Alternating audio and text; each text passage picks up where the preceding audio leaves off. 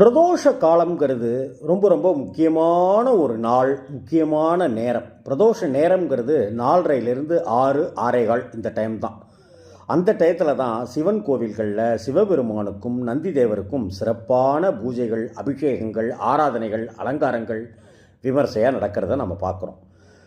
பிரதோஷ பூஜையின் போது நாம் ருத்ரம் மாதிரியான மந்திர ஜபங்கள்லாம் எனக்கு தெரியாதே அப்படின்லாம் வருத்தப்படுறவங்க 2 விஷயம் செஞ்சாலே போதுமானது. ஒன்று, சிவபுராணம் பாராயணம் புத்தகத்தை வைத்துக்கொண்டு ஏதேனும் ஒரு இடத்தில் அமர்ந்து கொண்டு பாராயணம் செய்து வந்தாலே நமக்கு பலன்கள் நிச்சயம். அதுவும் பிரதோஷ காலத்தில் நாம் தரிசிக்கிறத விட மும்மடங்கு பலன்கள் அது கொடுக்கும். அது மட்டும் இல்லாமல் அந்த தருணத்தில் நாம் ஓம் நமச்சிவாய, ஓம் நமச்சிவாய, ஓம் நமச்சிவாயன்னு சொன்னாலே புண்ணியம் நமக்கு. அதனால் எளிமையான வழிபாடுகளை தான் நம்ம முன்னோர்கள் வகுத்து கொடுத்துருக்காங்க.